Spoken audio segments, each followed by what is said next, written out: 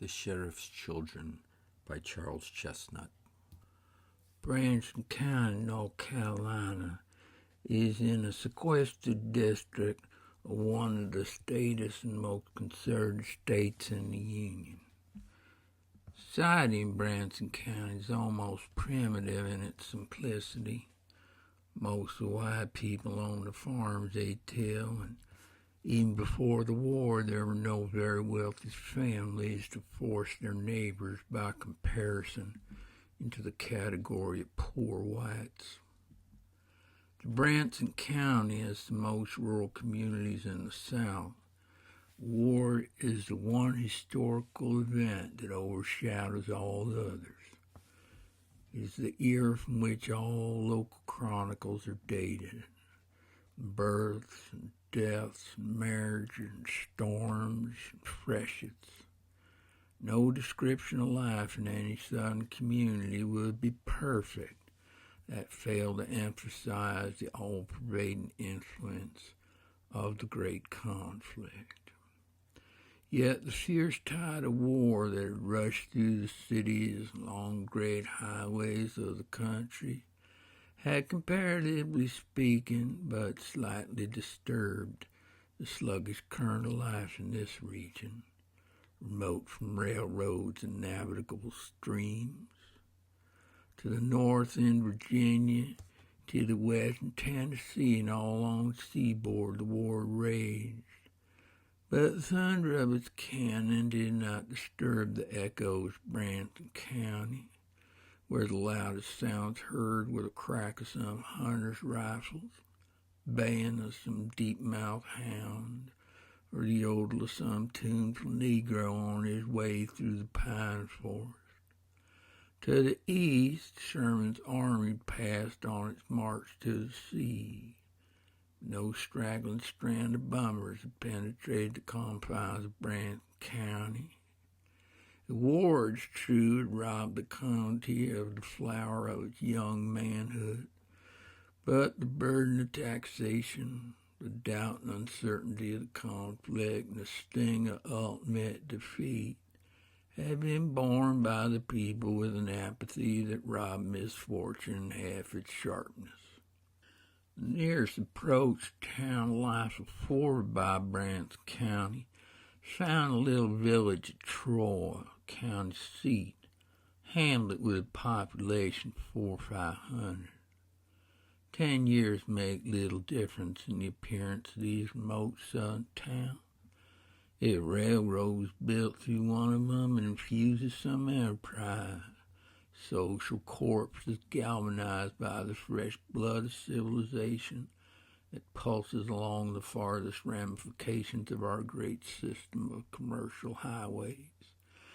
At the period of which I write, no railroad had come to Troy. For a traveler accustomed to the bustling life of cities could have ridden through Troy on a summer's day. He might easily have fancied himself in a deserted village. Around him he would have seen weather-beaten houses, innocent of paint, shingled roofs, in many instances covered with a rich growth of moss. Here and there he would have met a razor-backed hog lazily rooting his way along the principal thoroughfare. More than once, we probably would have had to disturb the slumber of some yellow dog, dozing away the hours in ardent sunshine, reluctantly yielding up his place in the middle of the dusty road. On Saturdays, the village presented a somewhat livelier appearance. The shade trees around the courthouse square and along Front Street served as hitching posts for a goodly number of horses and mules and stunted oxen belonging to the farmer folk who come into town to trade at the 2 or 3 local stores. Murder was a rare event in Branson County. Every well-informed citizen could tell the number of homicides committed in the county for 50 years back, whether the slayer in any given instance had escaped either by flight or acquittal, or had suffered the penalty of the law.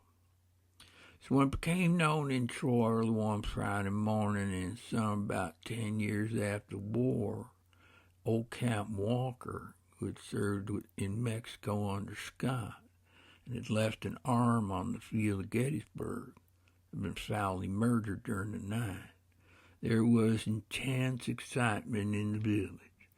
Business was practically suspended, and citizens gathered in little groups to discuss the murder and speculate upon the identity of the murderer. Transpired from testimony at the coroner's inquest held during the morning that a strange mulatto had been seen going in the direction of Captain Walker's house in the night before and had been met going away from Troy early Friday morning by a farmer on his way to town. Other circumstances seemed to connect the stranger with the crime. Sheriff organized a posse to search for him, and early in the evening, when most of the citizens were at supper, the suspected man was brought in and lodged in the county jail. By the following morning, the news of the capture had spread to the far limits of the county. A much larger number of people than usual came into town that Saturday. Bearded men, straw hats, blue homespun shirts, butternut trousers, great amplitude of material and vagueness of outline. Women in homespun frocks and slat bonnets, with faces as expressionless as the drear sand hills, which gave them a meager sustenance. Murder was almost sole topic of conversation. Steady stream of curious observers visited the house in the morning, gazed upon the rugged face of the old veteran, now stiff and cold in death. And more than one eye dropped a tear at the remembrance of the cheesy smile and the joke, sometimes superannotated, generally feeble but always good-natured, which with the captain had been wont to greet his acquaintances. Was a growing sentiment of anger among these stern men towards murder who had cut down their friend, and a strong feeling that ordinary justice was too slight punishment for such a crime. Toward noon there was an informal gathering of citizens in Dan Tyson's store. "I heard it loud that Squire Hank is too sick to holler court this evening," said one, "and that the preliminary hearing will have to go on till next week." A look of disappointment went around the crowd. "It's the darndest means murder ever committed in this county," said another with moody emphasis. "I suppose that Negro allowed the captain had some greenbacks," observed the third speaker. "The captain," said another with an air of superior information, "has left 2 barrels of Confederate money, which he expected to be good some day or other." His statement gave rise to a discussion of the speculative value of Confederate money. But in a little while, conversation returned to the murder. "Hanging's too good for the murderer," said one. "He ought to be burnt instead of being hung." There was an impressive pause at this point, during which a jug of moonlight whiskey went the round of the crowd. "Well," said a round-shouldered farmer, who, in spite of his peaceable expression, faded gray eye, was known to have been one of the most daring followers of a rebel guerrilla chieftain. "What you gonna do about it? You fellas are going to sit down and let a worthless Negro kill the best white man Branson and not do nothing or say nothing. I'll move out of the county." This speech gave tone and direction to the rest of the conversation. Whether the field illusion the round-shouldered farmer operated to bring about the result or not is immaterial to this narrative. But at all events, the crowd had decided to lynch the Negro. They agreed that this was the least they could do, be done to avenge the death of their murdered friend, and that it was becoming a way in which to honor his memory. They had some vague notions of the majesty of the law and the rights of the citizen, but in the passion of the moment these sunk into oblivion. A white man had been killed by a Negro. "Cap was no soldier," said one of his friends solemnly. "He sleep better when he know the court-martial has been held and justice done." By agreement, the lynchers were to meet at Tyson's store at 5 o'clock in the afternoon and proceed thence to the jail, which was suited down the Lumberton Dirt Road, as the old turnpike antedating the Plank Road was called, about half-mile south of the courthouse. When the preliminaries of the lynching had been arranged and a committee appointed to manage the affair, the crowd dispersed, some to go to their dinners and some to secure recruits for the lynching party.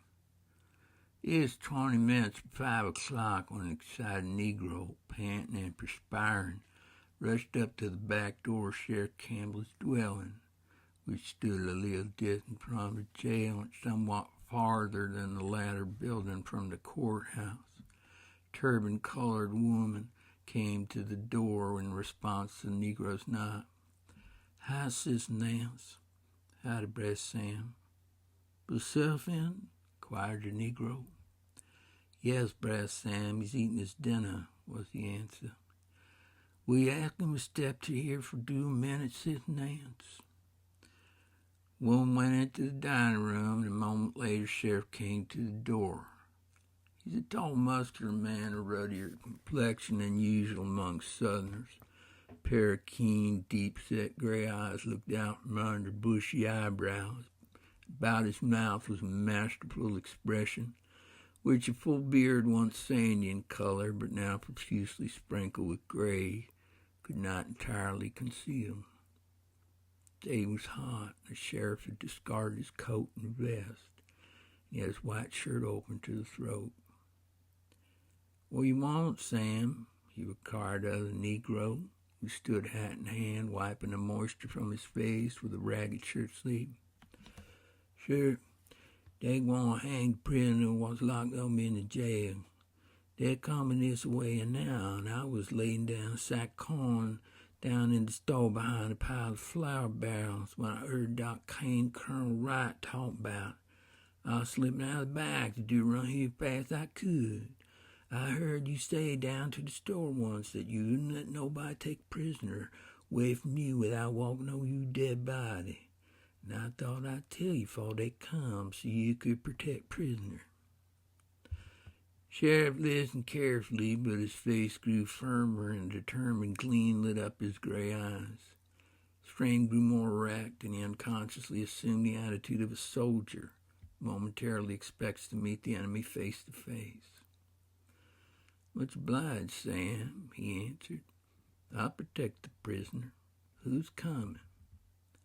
"I don't know who's all coming," replied the Negro. "The Mr. McSwain, Doc Kane made him down Colonel Wright and a heap of others. I was so scared I done forgot more half of 'em. I expect there must be more here by this time. So I get out of the way, for I don't want to go to think that I was mixed up in this business."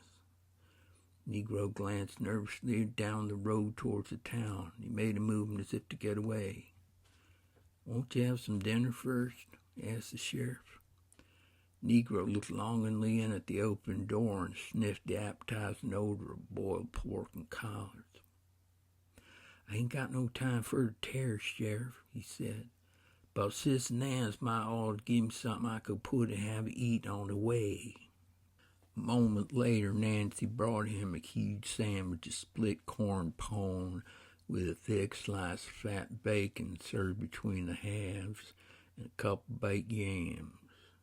Negro hastily replaced his ragged hat on his head, dropped the yams in his pocket of his capacious trousers, and taking the sandwich in his hand, hurried across the road and disappeared in the woods beyond. Sheriff re-entered the house and put his coat and hat on. And then he took down a double-barrel shotgun loaded it with buckshot. Filling the chambers of a revolver with fresh cartridges, he slipped it in his pocket, of the sack coat which he wore. A comely woman in a calico dress watched these proceedings with anxious surprise. "Where are you going, father?" she asked. She had not heard the conversation with the Negro. "I'm going over to the jail," responded the sheriff. "There's a mob coming this way to lynch the Negro we got locked up. But they won't do it," he added with emphasis. "Oh, father, don't go," pleaded the girl, clinging to his arm. "They'll shoot you if you don't give him up." "You never mind me, Polly," said her father reassuringly as he gently unclasped her hand from his arm. "I'll take care of myself and the prisoner, too. Ain't a man in Brant's County that'd shoot me. Besides, I face fire too often to be scared away from my duty. You keep close to the house," he continued, "and if anyone disturbs you, you just use that old horse pistol in the top bureau drawer. It's a little old-fashioned, but it did good work a few years ago." The young girl shuddered at this sanguinary allusion, but made no further objection to her father's departure. Sheriff Branson was a man far above the average of the community in wealth, education, and social position. His had been one of the few families in the county that before the war had owned large estates and numerous slaves. He graduated at the State University at Chapel Hill and had kept up some acquaintance with current literature and advanced thought. He traveled some in his youth and was looked up to in the county as an authority on all subjects connected with the outer world. At first an ardent supporter of the Union, he had opposed the secession movement in his native state as long as opposition availed to stem the tide of public opinion. Yielding at last to the force of circumstances, he had entered the Confederate service rather late in the war and served with distinction through several campaigns, rising in time to the rank of colonel. After the war, he had taken the oath of allegiance and had been chosen by the people as the most available candidate for the office of sheriff, to which he had been elected without opposition. He had filled office for several terms and was universally popular with his constituents. Colonel, or Sheriff Campbell, as he was indifferently called, as the military or civil title happened to be most important in the opinion of the person addressing him, had a high sense of responsibility attaching to his office. He had sworn to do his duty faithfully, and he knew what his duty was as sheriff, perhaps more clearly than he had apprehended other passages of his life. It was therefore with no uncertainty in regard to this course that he prepared his weapons and went over to the jail. He had no fear for Polly's safety. Sheriff had just locked the heavy front door of the jail behind him when a half-dozen horsemen, followed by a crowd of men on foot, came round a bend in the road and drew near the jail. They halted in front of the picket fence that surrounded the building, while several of the committee of arrangements rode on a few rods farther to the sheriff's house. One of them dismounted and rapped on the door with his riding whip. "Is the sheriff at home?" he inquired. "No, he's just gone out," replied Polly, who had come to the door. "Well, we want the jail keys," he continued. "They're not here," said Polly. "The sheriff has them himself." She then added with assumed indifference, "He's at the jail now." The man turned away, and Polly went into the front room, from which she peered anxiously between the slats of the green blinds of a window that looked towards the jail. Meanwhile, the messenger returned to his companions and announced his discovery. It looked as though the sheriff had learned of their design and was preparing to resist it. One of them stepped forward and rapped on the jail door. "Well, what is it?" said the sheriff from within. "I want to talk to you, Sheriff," replied the spokesman. There's a little wicket in the door, and the sheriff opened and entered through it. All right, boys, talk away. They're all strangers to me, and I don't know what business you can have. Sheriff did not think it necessary to recognize anybody in particular on such an occasion. Question of identity sometimes comes up in the investigation of these extrajudicial executions. We're a committee of citizens. We want to get into the jail. What for? Ain't much trouble to get into jail. Most people want to keep out.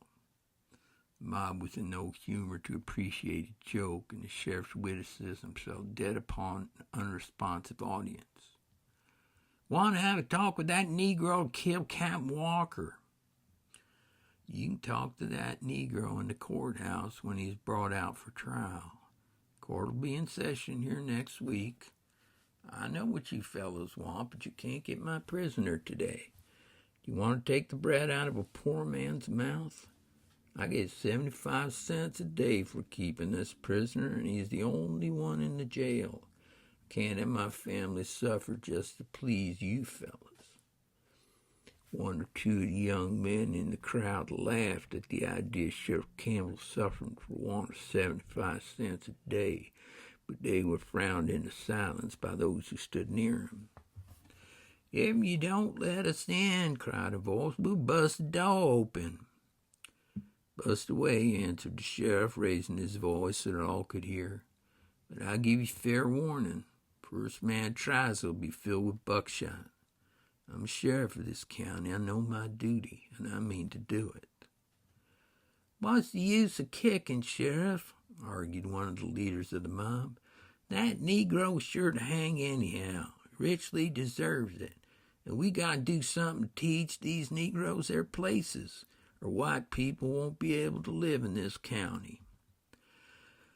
There's no use talking, boys, responded the sheriff. I'm a white man outside, but in this jail I'm sheriff. And if this Negro's to be hung in this county, I propose to do the hanging. You fellas might as well, right about face, march back to Troy. You've had a pleasant trip, and the exercise will do you good. You know me. I got powder and ball, and I've faced fire before now with nothing between me and the enemy, and I don't mean to surrender this jail while I'm able to shoot.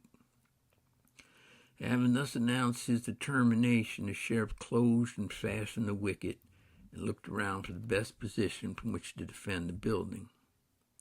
The crowd drew off a little, and the leaders conversed together in low tones. Branson County Jail was a small two-story brick building, strongly constructed, with no attempt at architectural ornamentation. Each story was divided into two large cells by a passage running from front to rear. A grated iron door gave entrance from the passage to each of the four cells. The jail seldom had many prisoners in it, and the lower windows had been boarded up. When the sheriff had closed the wicket, he ascended the steep wooden stairs to the upper floor. There were no windows at the front of the upper passage, as the most available position from which to watch the movements of the crowd below was the front window of the cell occupied by the solitary prisoner. The sheriff unlocked the door and entered the cell. The prisoner was crouched in a corner, yellow face blanched with terror, looking ghastly in the semi-darkness of the room. Cold perspiration had gathered on his forehead, and his teeth were chattering with affright. For God's sake, Sheriff, he murmured hoarsely, don't let 'em lynch me. I ain't killed the old man. Sheriff glanced at the cowering wretch with a look of mingled contempt and loathing. Get up, he said sharply. You'll probably be hung sooner or later, but it shall not be today if I can help it. I'll unlock your fetters. If I can't hold the jail, you'll have to make the best fight you can. If I'm shot, I'll consider my responsibility at an end. There were iron fetters on the prisoner's ankles and handcuffs on his wrist, and these the sheriff unlocked, and they fell clanking to the floor. Keep back from the window, said the sheriff. They might shoot if they saw you. Sheriff drew towards the window a pine bench which formed part of the scanty furniture of the cell, laid his revolver upon it. Then he took his gun in hand, took his stand at the side of the window where he could, with the least exposure of himself, watch the movements of the crowd below. The lynchers did not anticipate any determined resistance. Of course, they had looked for a formal protest and perhaps a sufficient show of opposition to excuse the sheriff in the eye of any stickler for legal formalities. They had not come, however, prepared to fight a battle, and none of them was seeming that they wanted to lead an attack upon the jail. Leaders of the party conferred together with a good deal of animated gesticulation, which was visible to the sheriff from his outlook, though the distance was too great for him to hear what was said. At length, one of them broke away from the group and rode back to the main body of the lynchers, who were restlessly awaiting orders. "Well, boys," said the messenger, "we'll have to let it go for the present. Sheriff says he'll shoot, and he's got the drop on us this time. Ain't any of us want to follow Captain Walker just yet. Besides, Sheriff's a good fellow. We don't want to hurt him." But, he added, as if to reassure the crowd, which began to show signs of disappointment, "the Negro might as well say his prayers, for he ain't got long to live." There was a murmur of dissent from the mob, and several voices insisted that an attack be made on the jail. But pacific counsel finally prevailed, and the mob suddenly withdrew. Sheriff stood at the window until they had disappeared around the bend of the road. He did not relax his watchfulness when the last one was out of sight. Their withdrawal might be a mere feint, to be followed by a further attempt.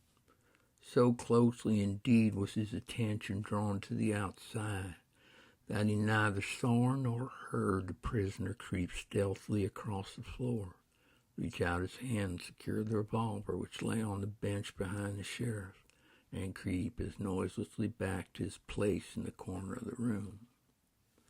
A moment after the last of the lynching party had disappeared, there was a shot fired from the woods across the road.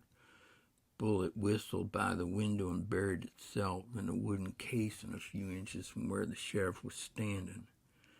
Quick as thought, and with the instinct born of a semi-guerrilla army experience, he raised his gun and fired twice at the point from which a faint puff of smoke showed the hostile bullet to have been sent. He stood a moment watching, and he rested his gun against the window, reached behind him mechanically for the other weapon. It was not on the bench. As the sheriff realized this fact, he turned his head and looked into the muzzle of a revolver. "Stay where you are, Sheriff," said the prisoner, his eyes glistening, his face almost ruddy with excitement. Sheriff mentally cursed his own carelessness for allowing him to be caught in such a predicament. He had not expected anything of the kind, and relied on the Negro's cowardice and subordination in the presence of an armed white man as a matter of course. The sheriff was a brave man, but he realized that the prisoner had him at an immense disadvantage. Two men stood for a moment fighting a harmless duel with their eyes. "Well, what do you mean to do?" asked the sheriff with apparent calmness. "Well, get away, of course," said the prisoner in a tone which caused the sheriff to look at him more closely, and with an involuntary feeling of apprehension. If the man was not mad, he was in a state of mind akin to madness and quite as dangerous. Sheriff felt that he must speak the prisoner fair and watch for a chance to turn the tables on him. The keen-eyed, desperate man before him was a different being altogether from the groveling wretch who had begged so piteously for life a few minutes before. At length the sheriff spoke. "Is this your gratitude for me for saving your life at the risk of my own? If I had not done so, you'd be swinging from the limb of some neighboring tree." "True," said the prisoner. "You saved my life, but for how long? When you came in, You said court would sit next week. When the crowd went away, they said I had not long to live. It's merely the choice of two ropes." "While there's life, there's hope," replied the sheriff. He uttered this commonplace mechanically while his brain was busy trying to think out some way of escape. "If you're innocent, you can prove it." Mulatto kept his eyes on the sheriff. "I can kill the old man," he replied, "but I shall never be able to clear myself. I was at his house at 9 o'clock. I stole from it the coat that was on my back when I was taken. I would be convicted even with a fair trial, unless the real murderer was discovered beforehand." Sheriff knew this only too well. While he was thinking what argument next to use, the prisoner continued, "Throw me the keys." "No, unlock the door." The sheriff stood a moment irresolute. The mulatto's eyes glittered ominously. The sheriff crossed the room and unlocked the door leading into the passage. "Now go down and unlock the outside door." The heart of the sheriff leaped within him. Perhaps he might make a dash for liberty and gain the outside. He descended the narrow stairs, and the prisoner kept close behind him. The sheriff inserted a huge iron key into the lock. The rusty bolt yielded slowly. It still remained for him to pull the door open. "Stop!" thundered the mulatto, who seemed to divine the sheriff's purposes. "Move a muscle and I'll blow your brains out." The sheriff obeyed, realized that his chance had not yet come. "Now keep on that side of the passage and go back upstairs."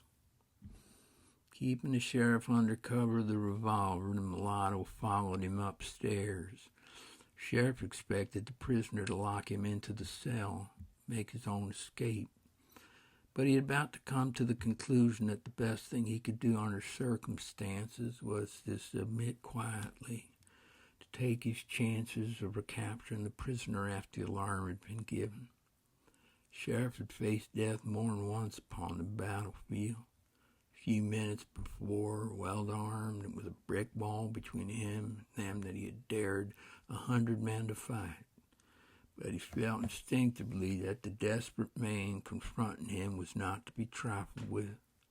He was too prudent a man to risk his life with such heavy odds. He had Polly to look after, and there was a limit beyond which devotion to duty would be quixotic and even foolish.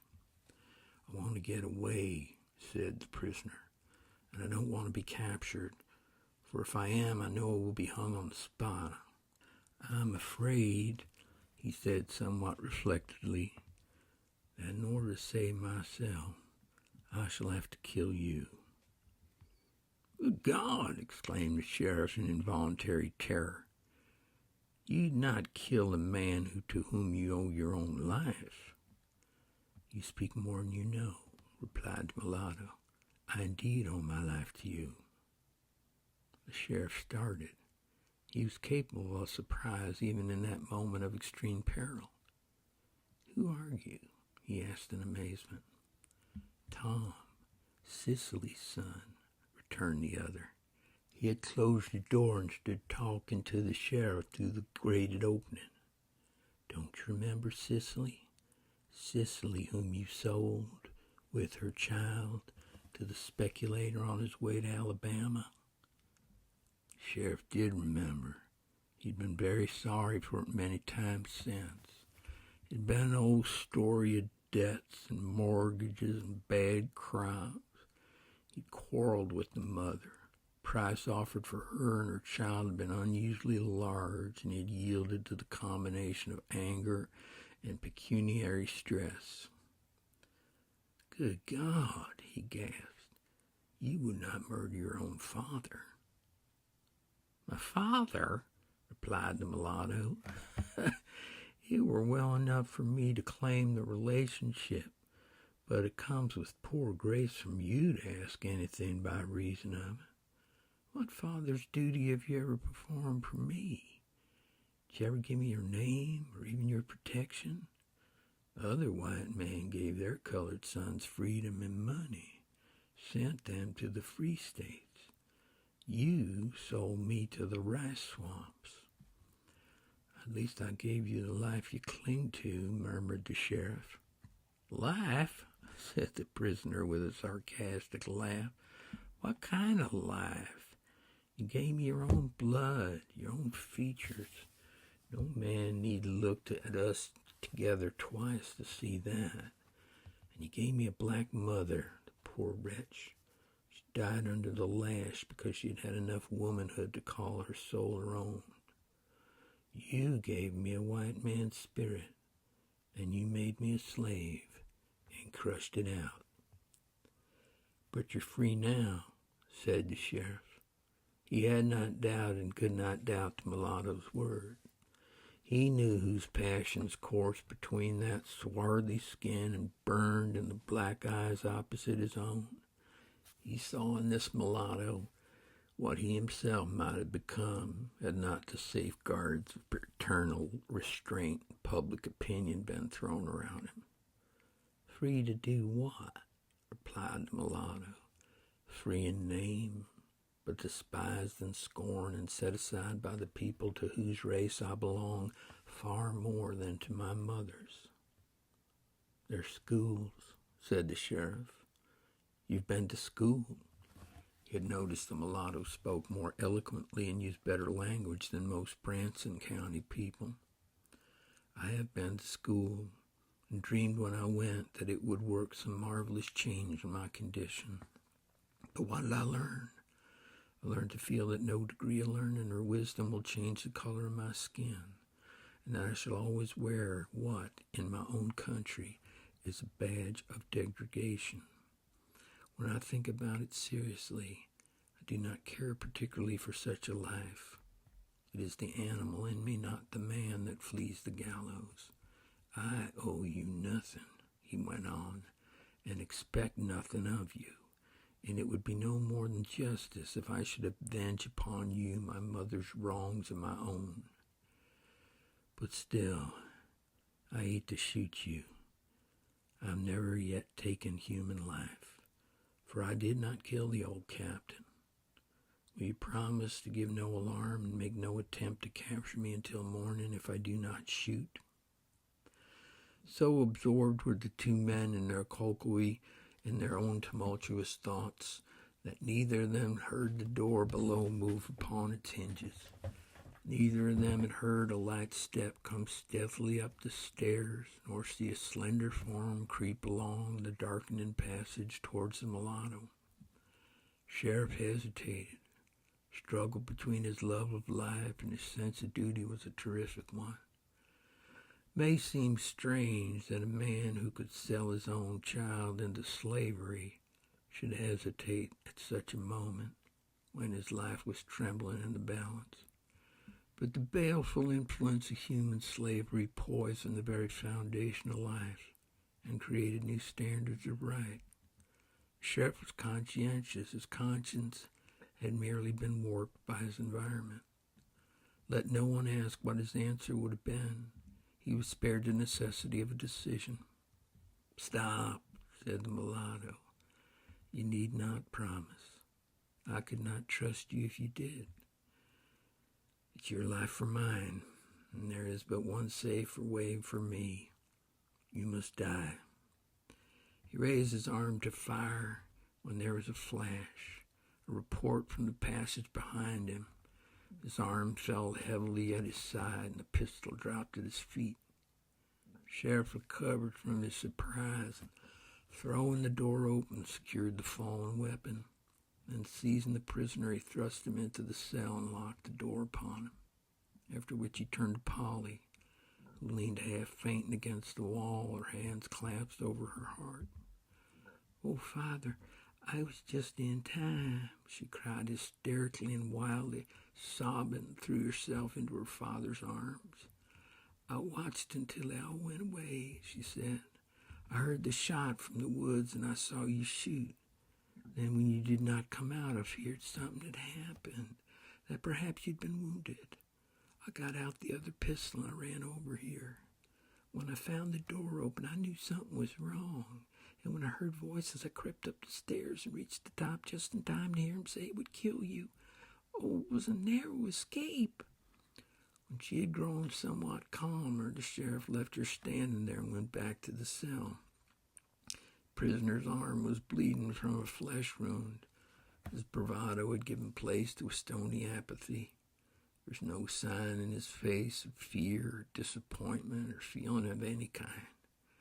Sheriff sent Polly to the house for cloth and bound up the prisoner's wound with a rude skill acquired during his army life. I'll have the doctor come and dress the wound in the morning, he said to the prisoner. You'll do very well until then if you'll keep quiet. If the doctor asks you how the wound was caused, you can say that you were struck by the bullet fired from the woods. It would do you no good to have it known that you were shot while attempting to escape. The prisoner uttered no words of thanks or apology, but sat in sullen silence. When the wounded arm had been bandaged, Polly and her father returned home. Sheriff was in an unusually thoughtful mood that evening. He put salt in his coffee at supper, poured vinegar over his pancakes. To many of Polly's questions, he returned random answers. When he'd gone to bed, he lay awake for several hours. In the silent watches of the night, when he was alone with God, there came into his mind a flood of unaccustomed thoughts. An hour or two before, standing face to face with death, he'd experienced a sensation similar to that which drowning men are said to feel, a kind of clarifying of the moral faculty, in which the veil of the flesh and its obscuring passions and prejudices pushed aside for a moment, and all the acts of one's life stand out in the clear light of truth in their correct proportions and relations. A state of mind in which one sees himself as God may be supposed to see him. In the reaction following his rescue, this feeling had given place for a time to far different emotions. But now in the silence of midnight, something of this clearness of spirit returned to the sheriff. He saw that he owed some duty to this son of his, that neither law nor custom could destroy the responsibility inherent in the nature of mankind. He could not thus, in the eyes of God at least, shake off the consequences of his sin.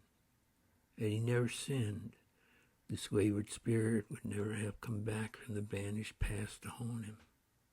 As these thoughts came, his anger against the mulatto died away, and in its place there sprang up a great pity.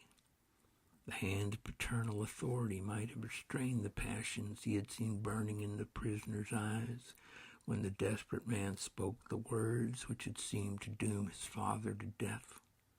Sheriff felt that he might have saved this fiery spirit from the sloth of slavery, that he might have sent him to the free North, had given him there or in some other land an opportunity to turn to usefulness and honorable pursuits, the talents that had run to crime, perhaps to madness.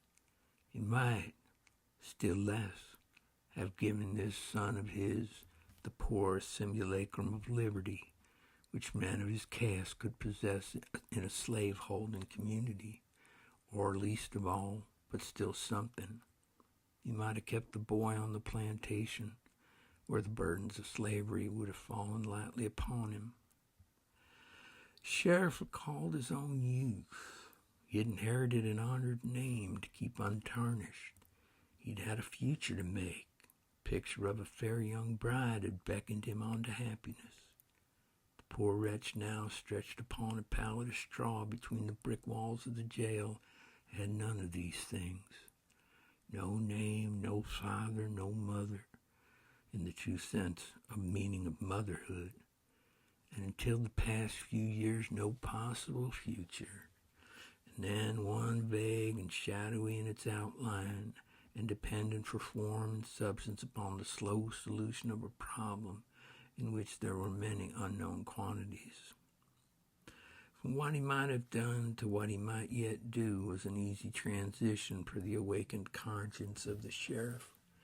It occurred to him, purely as a hypothesis, that he might permit his prisoner to escape, but his oath of office, his duty as sheriff, stood in the way of such a course, and the sheriff dismissed the idea from his mind. He could, however, investigate the circumstances of the murder and move heaven and earth to discover the real criminal, for he no longer doubted the prisoner's innocence.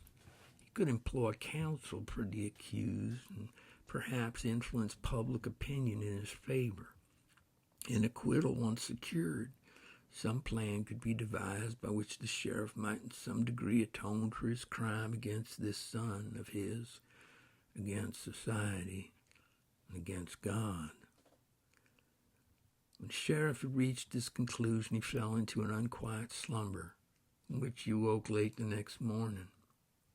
He went over to the jail before breakfast and found the prisoner lying on his pallet, his face turned to the wall. He did not move when the sheriff rattled the door. "Good morning," said the latter in a tone intended to wake the prisoner, and there was no response. The sheriff looked more keenly at the recumbent figure. There was an unnatural rigidity about its attitude. He hastily unlocked the door and, entering the cell, bent over the prostrate form. There was no sound of breathing. He turned the body over. It was cold and stiff. The prisoner had torn the bandage from his wound and bled to death during the night. He'd evidently been dead for several hours. The end.